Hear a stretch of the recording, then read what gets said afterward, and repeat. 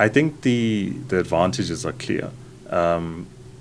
If you have high quality data, you end up with high quality solutions for your organization. And if you want to leverage a lot of this new technology, like the large language models and generative AI, it only becomes accurate and beneficial if your underlying data is of a high standard. So I think that's really the massive benefit of it. Okay.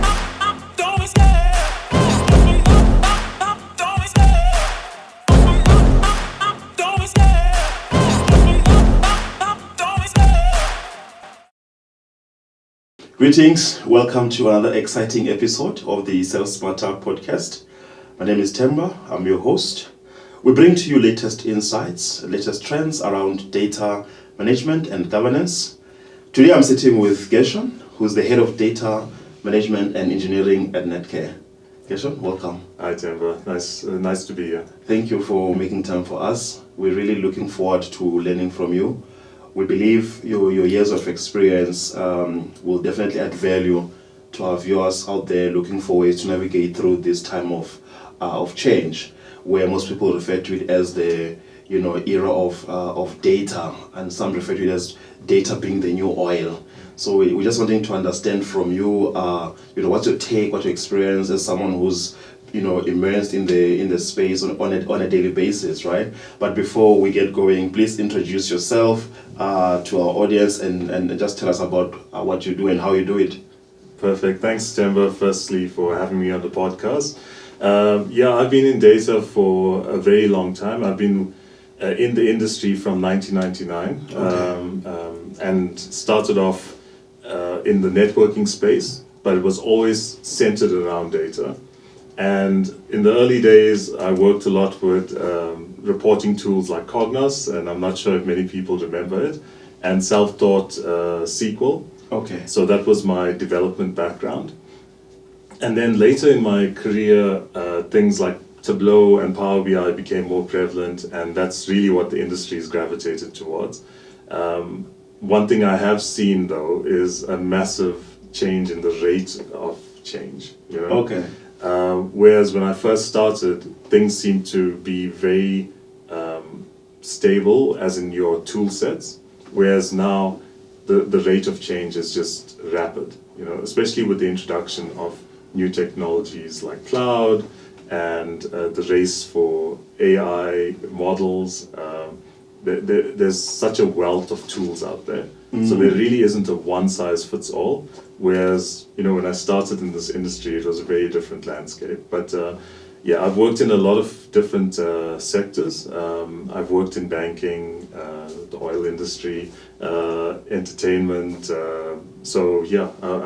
I've gone through a lot, and currently I'm in healthcare. Very nice space to be in. Okay. And very interesting data. Yeah, I see. Okay, so you could possibly take us, down memory lane. In 1999, versus where we are today, what would you say is a major difference? Yeah, so there were only a few databases that you would normally gravitate towards. There was either Oracle or SQL, and Microsoft SQL, in my view, was the more prominent one. And that's primarily what I worked on. There were fewer visualization tools, and they were very well packaged. So what I found is later on, even your backend databases started to change. When you started speaking about big data, was my introduction into Hadoop. Okay. And Hadoop was around, and we did an on-prem installation. We got that environment working, but very quickly Hadoop was dead, as they said, right? But it really wasn't dead. I think it was just the technology was transposed into a different environment, and that's where cloud actually rose up. And most of my recent interaction on data platforms has actually been in the cloud. So what I've seen in the last maybe 7 years, as opposed to the rest of my career, has been a much higher rate of change than I've ever experienced. 100%. I would like us to put everyone on the same page so that we're aligned. This data governance space that you are in, what does it mean? Because I'm asking this question because I don't want to make the assumption that everyone understands what it is, right? I believe in defining things so that everyone understands what the definition is. So what does data governance mean today? Where does it start? What does it include? Where does it end? And how does it look like overall? So I think this is a really interesting topic because when I started in this industry, in the data space, there was little understanding around exactly what data governance is, and many understood it just to be something localized to your data warehouse team. Whereas now we actually understand that this is not a data warehouse problem, this is actually a business problem. So a lot of what I do is around data literacy. Okay. So in a data governance space, we're really looking at setting out policies and principles around how data should be used in the organization. 100%. And the end result is really having secure, okay, because security is a big part of our day-to-day lives, secure but high quality data that you can utilize in your business. And we were chatting a little earlier, and data is the new oil, they say, right? Yeah. So I think we've understood the value of data. I think there's a lot of hype around AI and some of these new technologies. But what the industry is quickly learning is that it really all matters around what your underlying data looks like and the quality of that data. So I really feel that if you put the right data governance in place, you will eventually get that high quality data. The reason why I spend a lot of time on data literacy in the organizations that I work in is because previously this was a data warehouse problem. Okay, that was you guys get the data, you need to fix it and report on it.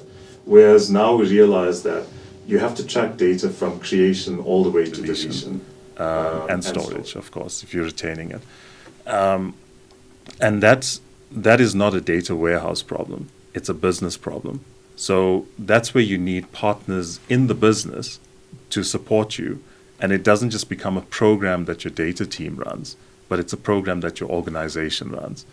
And I have some strong views on why the chief data officer role is actually an essential role for organizations now, and just not a nice to have as well. Because you really need that level of understanding in your C-suite and in your executive teams. And it can't just be something that's kept in a data warehouse team in isolation. Yeah. Okay, so obviously you've been exposed to different situations, worked for different, corporations. What's working, what's not working to your experience? So the way I explained it now sounds simple, right? Okay. In practice, it's very difficult because you have to go out and get advocates for data governance in the business. And this is speaking to people where working in a data team is not necessarily their full-time job. Okay, you also need to educate people in your C-suite to understand how data works and how they will actually get the results that they're looking for in some of these AI models or even just normal analytical reports. So those things are not easy to set up and keep running. Those are programs that take lots of time and effort and sometimes take many years to actually embed and get into place. Okay. So the other challenge, and I was speaking to a colleague recently, and she said, the moment that you get an advocate in the business and somebody who's really pushing the agenda forward, and if that individual leaves the organization, now you have to start from scratch with somebody else. Who should be the advocate? Well, it should be, we refer to them as data owners. Okay. And that data owner should be somebody in the business. So I don't know if you want me to take a step back and tell you how we would. Let's do it. Okay, so normally we'd look at an organization and say, how would we logically split this organization? Because we need to identify logical data domains. Okay, so I'll give you some examples of these. Some of these examples could be things like customer. So if we look at a banking scenario, you have branches, you have a customer.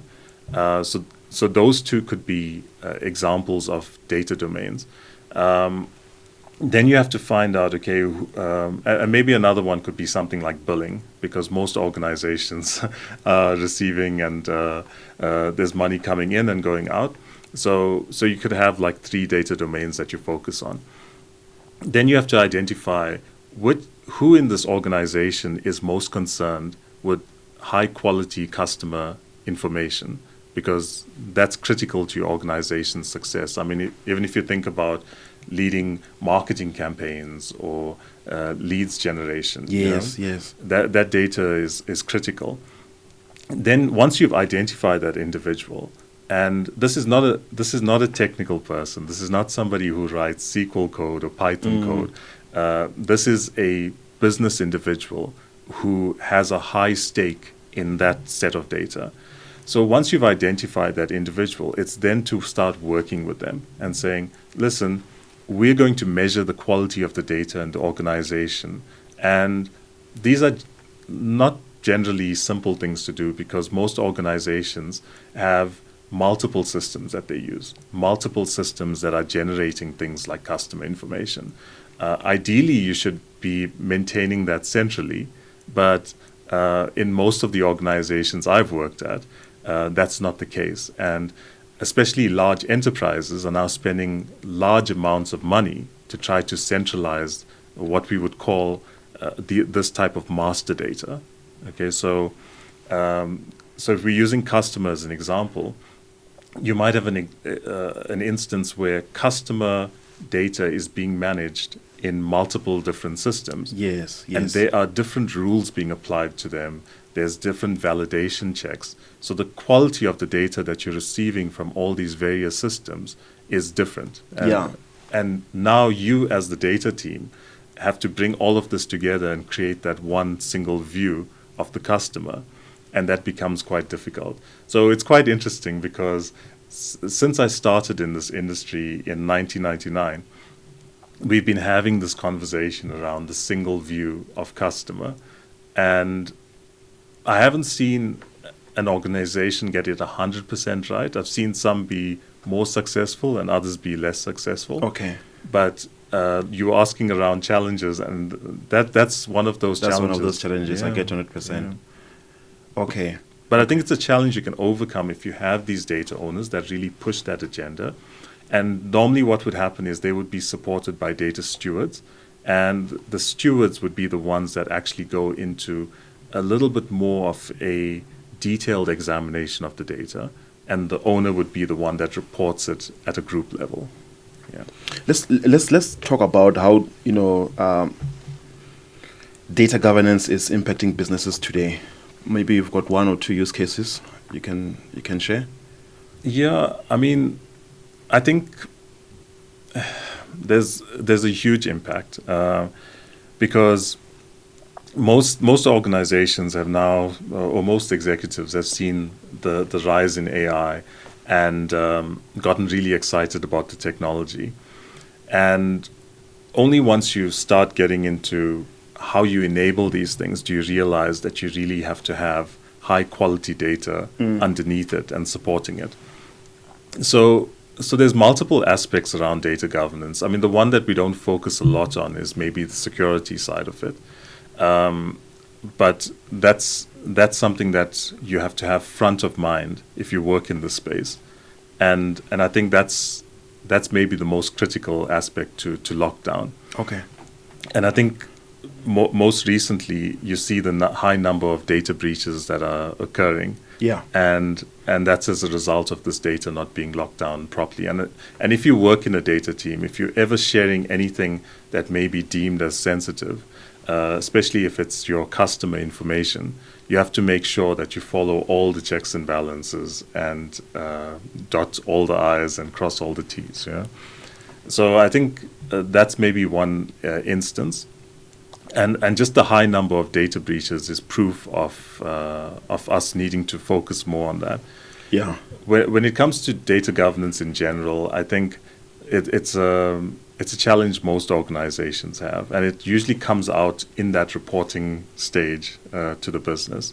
Most organizations want to see a single view of something, but yet their business structure doesn't actually support that because they have multiple silos that their business is split into. And I mean, working at some of the large financial institutions, for example, every division has a certain amount of autonomy. And where you have that and you don't have a centralized policy governing everything, then you land into some trouble, right? Because if you have a mandatory, if we just make a simple example, if you have a field of an ID number that's mandatory in one division, and there's checks and balances to make sure that it is captured correctly, whereas in another division you don't have that, and suddenly you're using an ID number to drive a certain solution, it's not going to work because your data quality is not of the standard it needs to be. And I've seen that at multiple places. So I think organizations have this challenge, sometimes not by design, because you have large organizations acquiring smaller organizations, and then they have to adapt to the standards of the larger organization. So it's not always by design. Sometimes it's because of a lack of design up front when certain big projects are being rolled out. But I think it's very important for people to realize that the quality of data that you generate is really a result of your business processes and the systems that you implement to support those business processes. Okay. That's really where it starts. And that's not really something that a data engineer would develop or a data architect. That's something that the business would develop.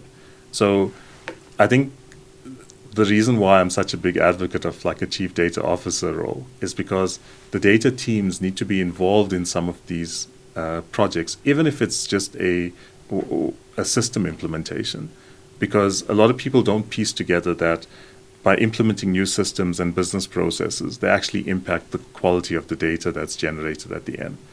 Could be positively or negatively.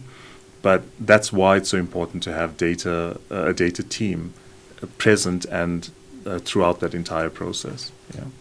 Okay. Yeah. Then I want to ask you an interesting question, and I'm curious to find out how you're gonna, approach this one. As someone who's, involved in the data governance space, what keeps you up at night? There's lots to keep me up at night. So I think one of the biggest challenges, like I mentioned before, is probably security. I mean, I used to work for TransUnion, the credit bureau, and yes. They were unfortunately in the headlines recently around a data breach, but these headlines have just become normal now. So I think even in my current role, that's the thing that most keeps me up, is ensuring that our data is secured. And it means a lot of teamwork with IT teams and people outside of the data team to ensure that your environments are secure. The other thing is, of course, adoption and people understanding the importance of data governance.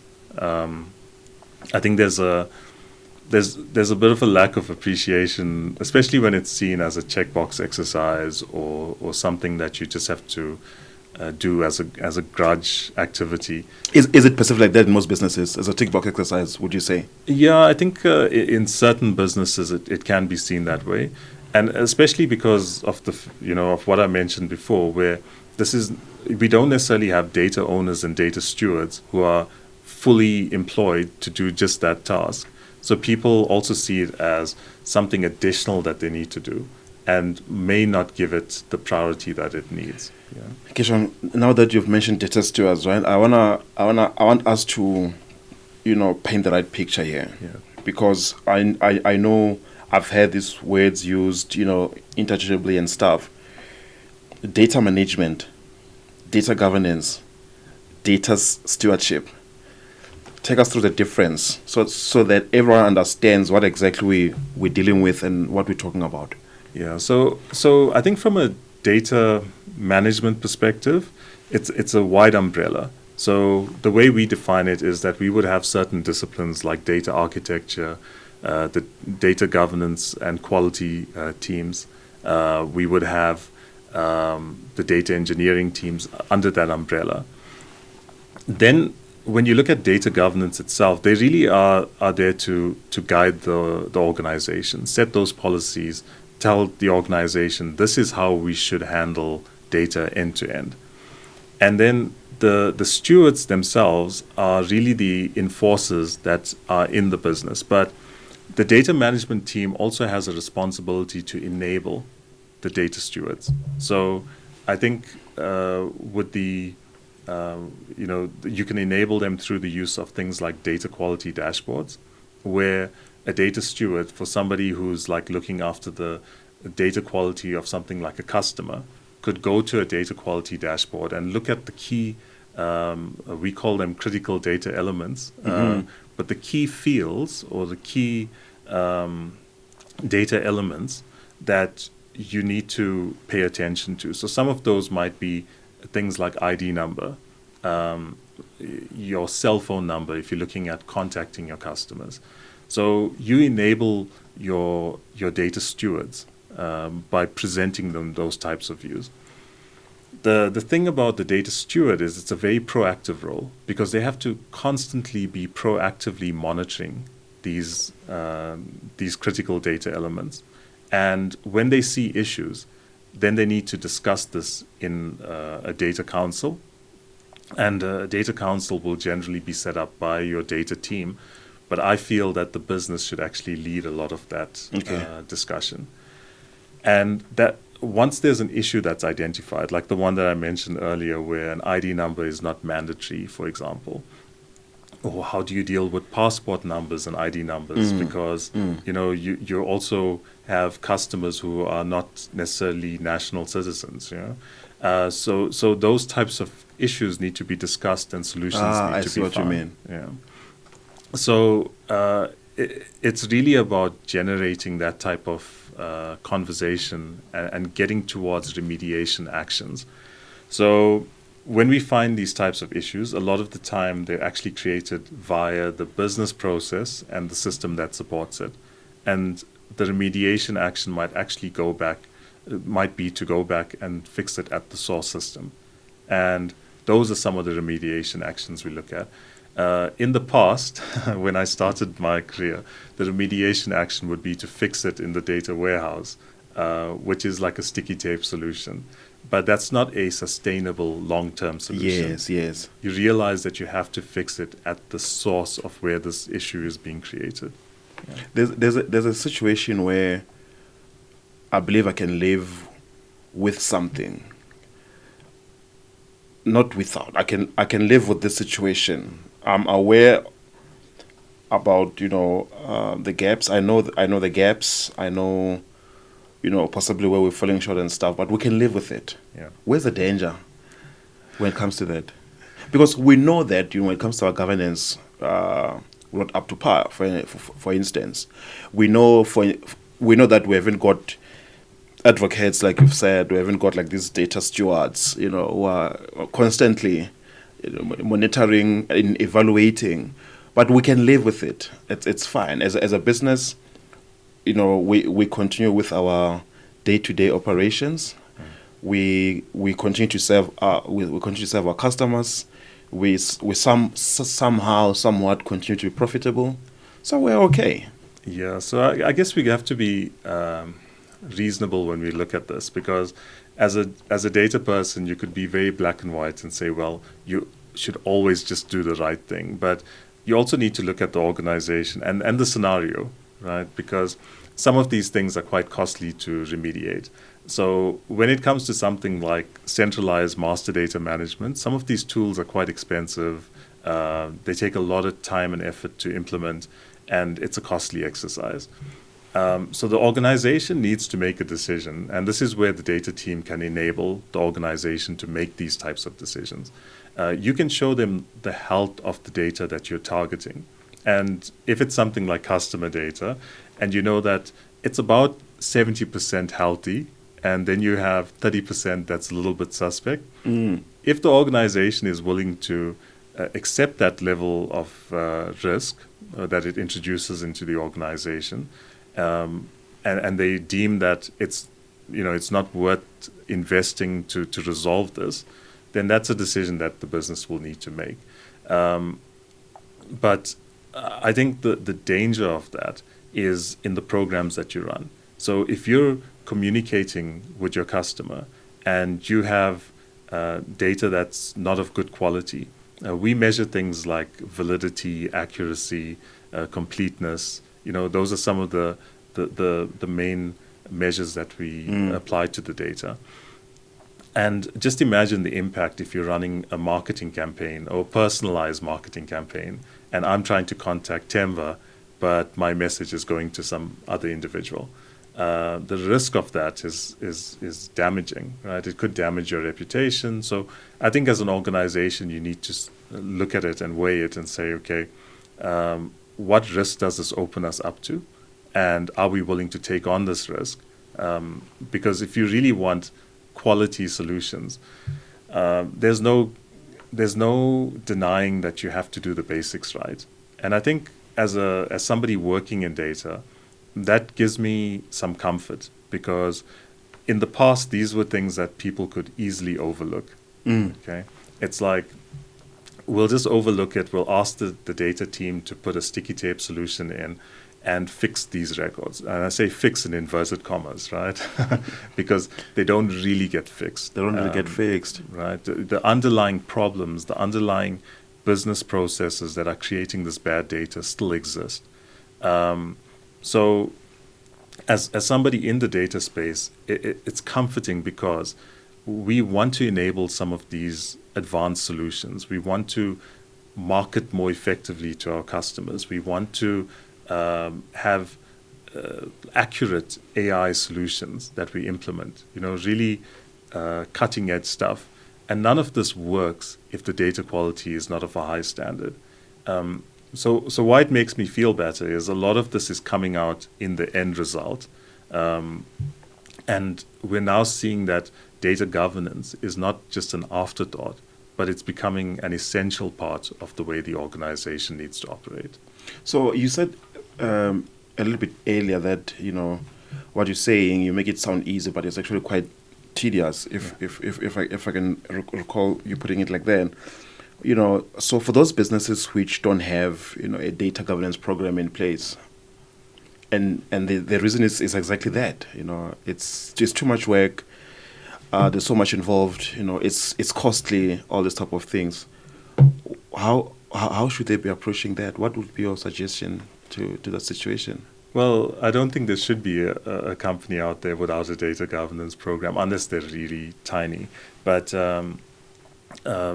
I just think, like when we look at the value of data, it's essential that you actually have a data governance competency in your organization, just as a basic.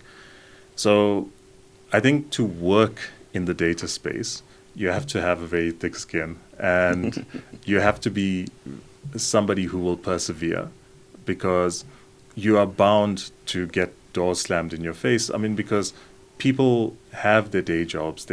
If you're in sales, your main focus is to sell, and it's not to make sure that the system that's generating these sales is doing it in such a way that the data is of high quality. It might become your problem, because at a later stage you might want some analysis done, or a solution to be developed to enable more sales, and then you realize that the data quality doesn't support that. But as a standard, that's not your number one priority. So if you're working in the data governance space, you have to constantly chip away at this and constantly have these discussions. And that's why I say you have to persevere quite a bit and be very resilient. Yeah. because you're often going to get people slamming the door in your face saying, I just don't have the time right now. I just don't have the time.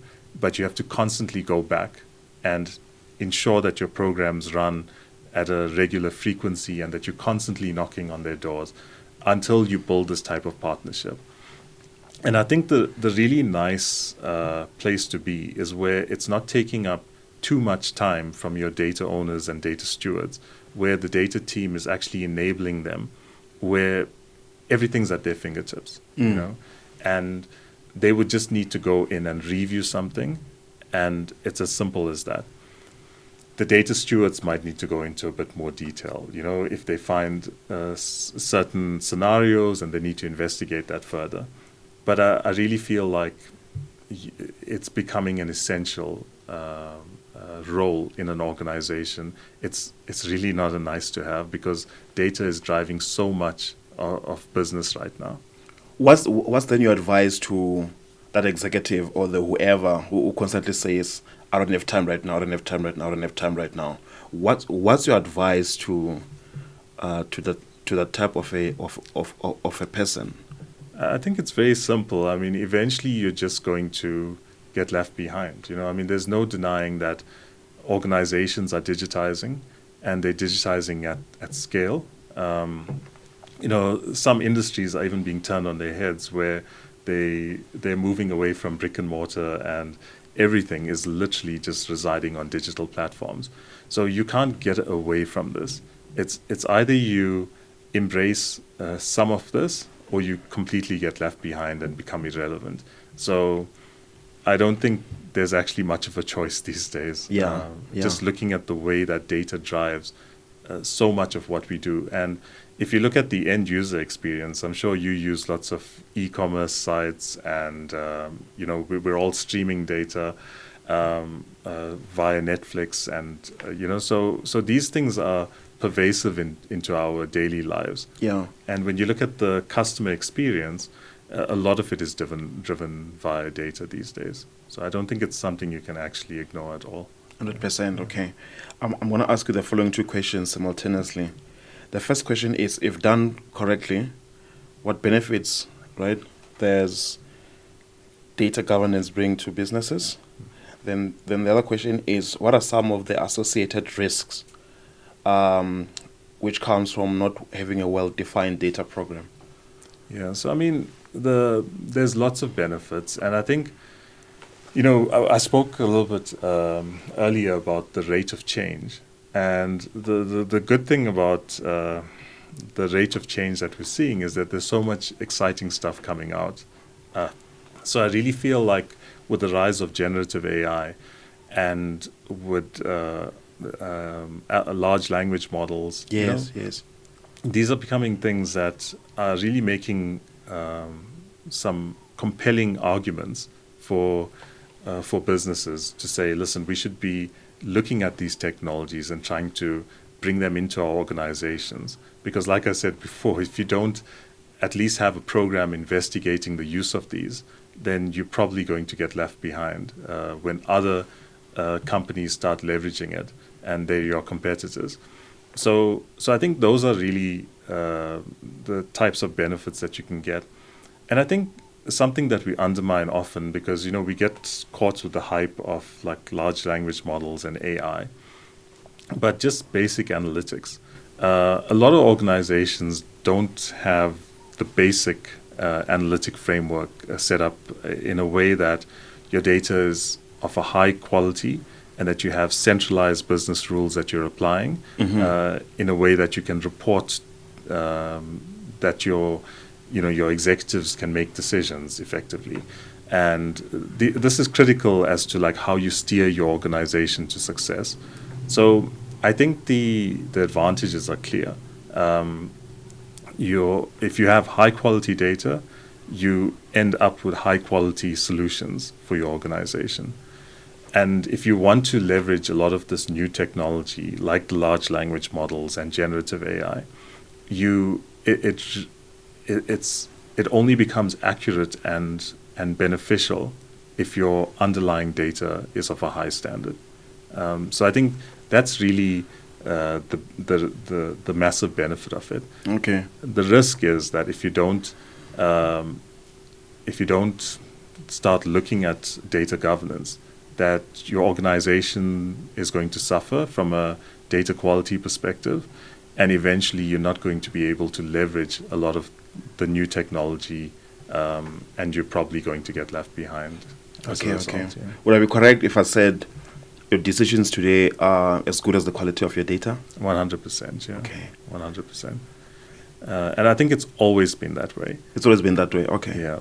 It's just that now it's becoming more prevalent, and I think with data literacy becoming such a big focus, and the rise of the chief data officer, Yeah. it's being understood that this is like a business critical thing for us to address. We've been talking a bit about, you've been throwing the word security a couple of times. I just want us to maybe focus on that aspect for a minute, if you don't mind. Yeah. So when it comes to, security, I'm assuming that you're also including cyber, mostly. What should businesses keep in mind, and what questions should they constantly be asking themselves? So I think security is not always within the data governance team, and in some organization it's a shared thing between IT and the risk and legal departments working together. Okay. But I think organizations, especially now, with the utilization of certain tools like cloud, need to ask themselves, is their data actually secure in those environments? And they need to run audits to ensure that that platform is secure in the way it's done. Most organizations have things like multi-factor authentication, which has kind of become standard now, so it makes it more difficult. And all your data should be behind a firewall. I think those are kind of basic stuff. Yeah. And I think, especially going into cloud, because I can share that I've worked with certain partners who have built solutions in cloud, and when we assessed it, we found that they hadn't actually secured it. So it was actually open. It was public access as opposed to behind a virtual private network.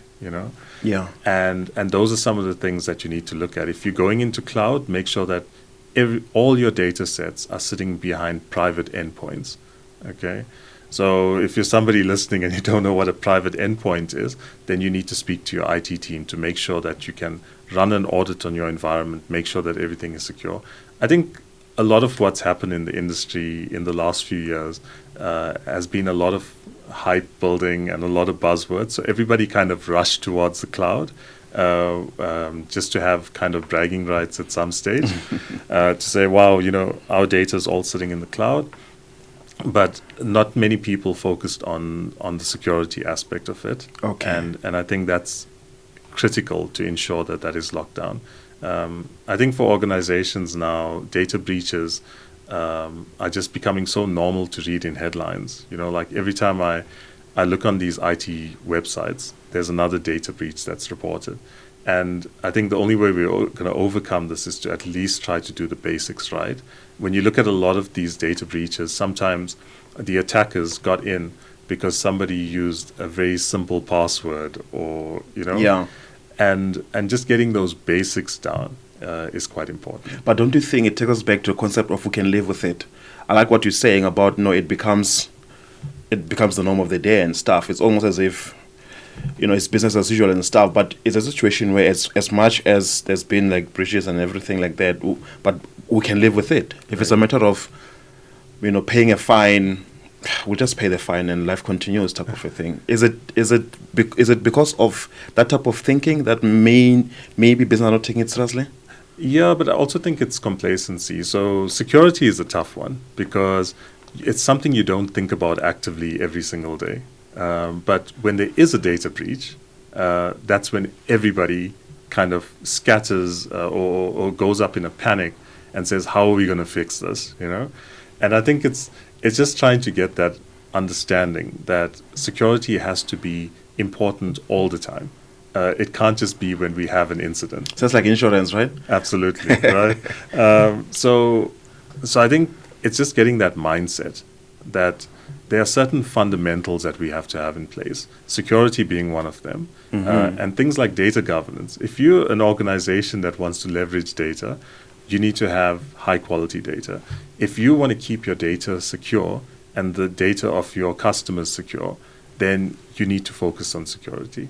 And those just need to be basics that we put in place, and something that the organization will support and sponsor without having to have their arms twisted, because it needs to just become the price of doing business these days. I like that point. Yeah. I like that 100%. We're almost at the end of our chat. I've got two more questions that I'd like to take you through.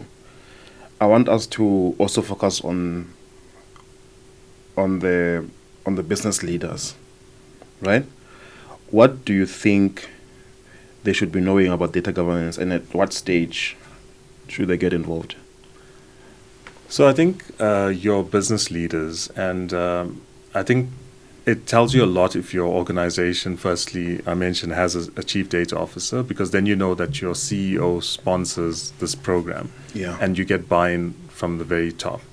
And I think it's important that your top executives actually attend your data councils and give it that level of support. Okay. Because it has a cultural impact. It tells the entire organization that, listen, data is important to us. It's something we're committed to and we're fully supporting. So I think it's vital that you have your top executives actually involved in those types of discussions. And it might also be a good forum through your data councils to actually present these results back to them, and select areas where, we're always focused on where we're failing. Maybe it's also good to also focus on where we're winning as well, and where we're fixing things, and where the data quality is going up, So having those success stories and showing people what it actually means tangibly, because and this is where it becomes a bit inaccessible. I mean, even this conversation that we're having now, I'm constantly thinking, how does this come across to an average person out there? Like, do they actually understand what we're saying, or is this just going over their heads? And that's part of the challenge, is how do we make this understandable to everybody out there? I like that. Yeah. So when it comes to things like the ways that this program is benefiting the organization, let's not present it to them in a way that data people will only understand. Let's present it let's not even present it. Let's start there. Let's have the business present it, and let them present it in the way that makes the most sense to the organization. Yeah. Because I think that's part of the problem around this data literacy conversation, is that we think of it as a data team function, but it's not something we should own 100%. It has to be a partnership. And I think stepping back sometimes is the best thing you can do for an organization, is enabling them and then stepping back and let them drive a lot of these initiatives.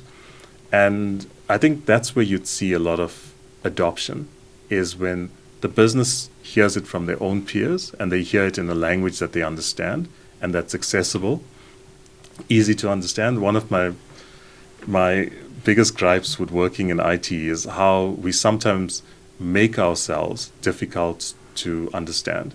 And I sit in meetings sometimes and we're throwing around IT acronyms, and you just see the business people in the room feeling completely isolated and like they can't really participate in this conversation. Yeah.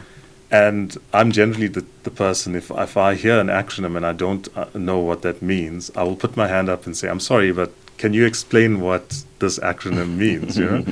Because I feel that's where we sometimes fall short, is that we don't become partners because we make ourselves inaccessible. And through our day-to-day activities, we have to constantly be thinking about that, is how accessible am I as a data person, but with my business hat on to the rest of the business. Yeah. I love that point. Here we are as a business. We want to do everything you've just said now, right? We want to make sure we've got our governance program in place, make sure we get buy-in from leadership, set up our council, have our data advocates, data stewards, and make sure that really from start to end, we're ticking all the boxes. What are the 3 questions we should be asking ourselves to ensure that we're on the right direction? We're heading to the right direction. 3 questions that we need to constantly be asking ourselves as we get into this journey. So I think maybe so I'm gonna try and wing this one, right? I'm trying to think of 3 questions, but maybe the first one is, what structures have we put in place to embed this program in the organization? And when I talk about structures, I speak about like the CDO all the way down through that team. Is how have we structured this team to support the organization, and how have we structured a broader data council, perhaps, to drive this initiative. Of course, these things happen in stages, right? So 100%. if you're starting from ground zero, you first have to start building out your data team, and then start developing a program where you can run something like a data council. You first need the policies in place, so there's a whole lot of stuff that needs to happen behind the scenes before you can actually just start implementing this.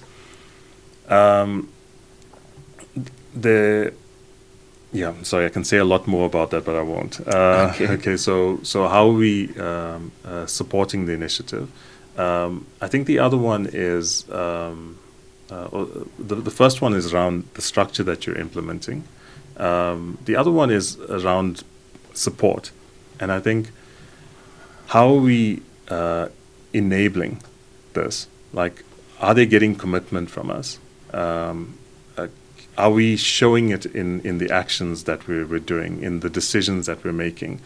I find that sometimes the business wants their cake and wants to eat it too. But sometimes you want good, high quality data, but then you also want to make decisions that should sit in the realm of the data team, or at least should have high influence from that team. So when you're bringing in new systems and you're implementing new business processes, make sure that you are consulting this team and keeping them a part of that. That's the way that you can show the support and give them a certain amount of decision-making power in those types of decisions that are being made. I think one of the most frustrating things for somebody working in data is to see decisions being made and systems being implemented that don't generate high-quality data and go against what you're actually trying to achieve. Okay.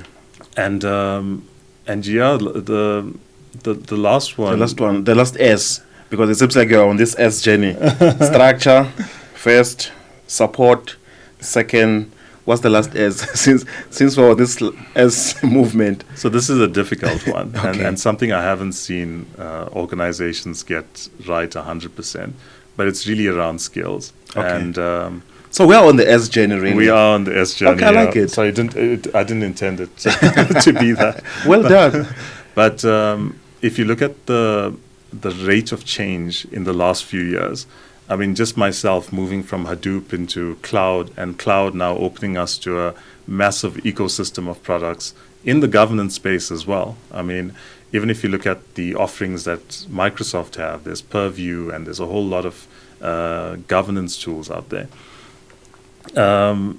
Is how do you support your teams in staying upskilled and up to date?